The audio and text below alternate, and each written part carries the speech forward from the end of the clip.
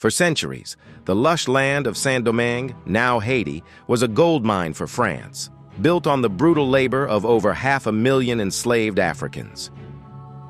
The conditions were horrific, governed by the infamous Code Noir, which reduced human beings to mere property, subjected to unspeakable cruelty.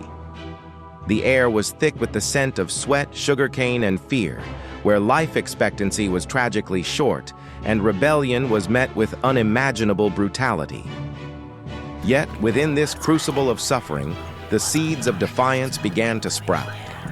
Runaway communities, known as Maroons, carved out pockets of freedom in the dense mountains, carrying the spirit of resistance. But beneath the surface, a more organized fire was igniting. In clandestine gatherings under the cover of darkness, fueled by a shared identity and the spiritual strength of voodoo, whispers of freedom began to circulate. These secret rituals were more than just religious ceremonies. They were strategic councils, forging unity and inspiring courage. In August 1791, at Bois Caïman, under the leadership of Duddy Boukman and Cécile Fatimont, the vow was taken.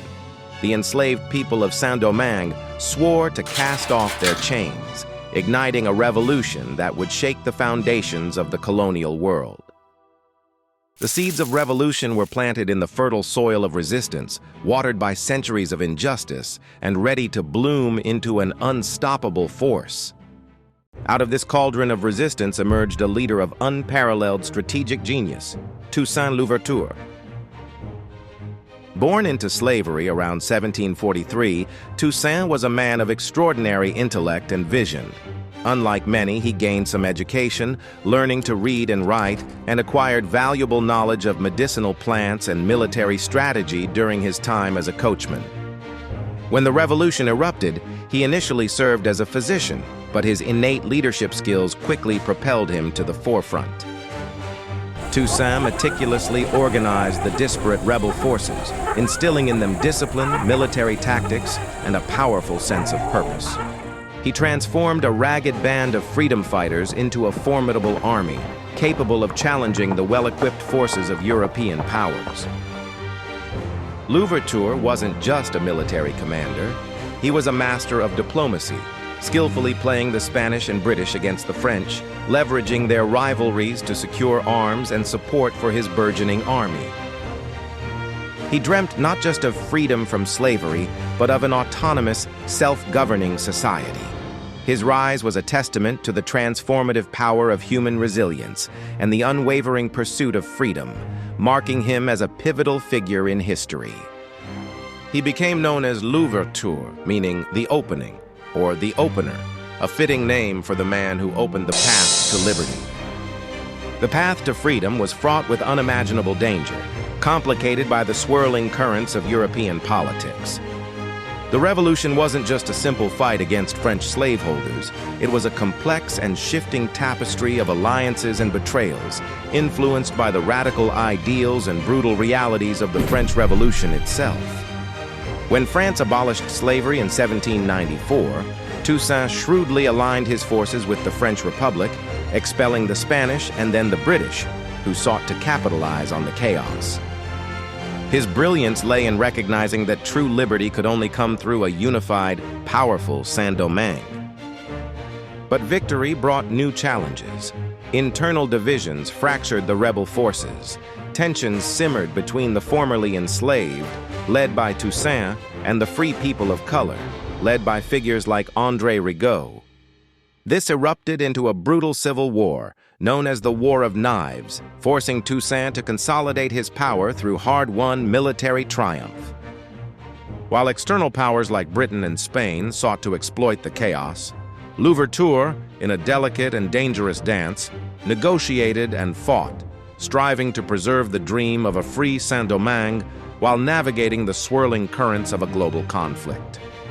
He was not just a general, but a statesman, drafting a constitution in 1801 that declared him governor-general for life, effectively making Saint-Domingue an autonomous black state, a bold challenge to European colonial dominance.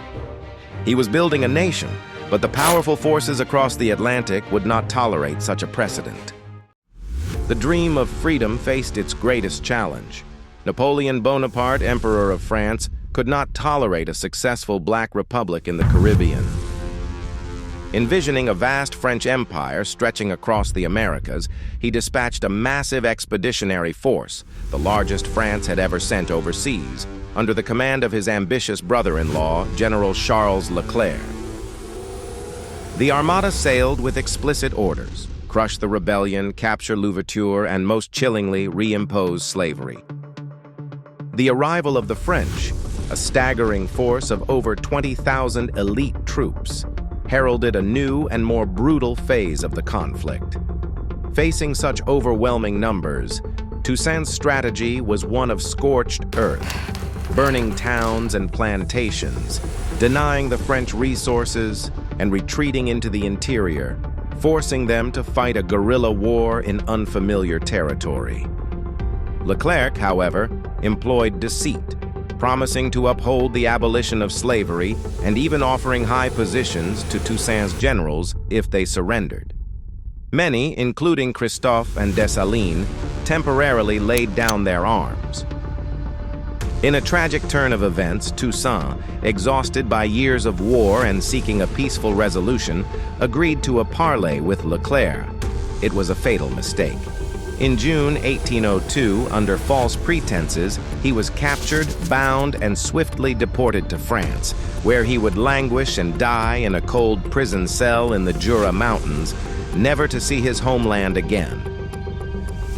Napoleon believed that by removing the head, the body of the rebellion would wither, but he gravely underestimated the unyielding spirit of a people who had tasted freedom. The capture and removal of Toussaint Louverture was meant to be the end of the revolution, but it was merely the spark for its most ferocious and brutal phase. Napoleon's cruel intent to restore slavery quickly became clear, igniting a fury that swept across the island. Toussaint's generals, Jean-Jacques Dessalines and Henri Christophe, realizing the profound betrayal, rekindled the flame of rebellion with unprecedented ferocity. Dessalines, a fierce and uncompromising leader, rallied the people with an unyielding cry for absolute independence. His motto, "War for war, crime for crime," reflected the grim reality of a conflict where no quarter was given, where the choice was freedom or death. The Haitians, though still outgunned and outmanned, fought with unwavering courage. They employed relentless guerrilla tactics, turning the island's formidable terrain into their greatest weapon. But their most powerful ally proved to be unseen: yellow fever. The tropical disease ravaged the French forces, decimating their ranks far more effectively than any battle. General Leclerc himself succumbed to the fever in November 1802, followed by tens of thousands of his troops. The French reinforcements, unable to cope with the relentless fighting and the devastating epidemic, were pushed to their breaking point. The human cost was staggering for both sides, a testament to the savagery of the fight. But in the end, it was the undying spirit of resistance, fueled by the memory of Toussaint and the horror of renewed slavery, that prevailed. On January 1st, 1804, in the town of Gonaïves, Jean-Jacques Dessalines, standing before a jubilant crowd, declared the birth of a new nation, Haiti. From the ashes of a brutal conflict, it emerged as the world's first independent Black republic and the second independent nation in the Western Hemisphere after the United States. This was not merely a victory, it was a seismic event, a monumental triumph of human will over unimaginable oppression. The Haitian Revolution shattered the myth of European invincibility and the ingrained belief in racial inferiority. It sent shockwaves across the globe, inspiring abolitionist movements, igniting slave revolts throughout the Americas, and challenging the very core tenets of colonialism and slavery. Though Haiti would face immense challenges in its aftermath, international isolation, crippling indemnity payments to France, and internal strife, its very existence remained a beacon of hope to oppressed peoples everywhere.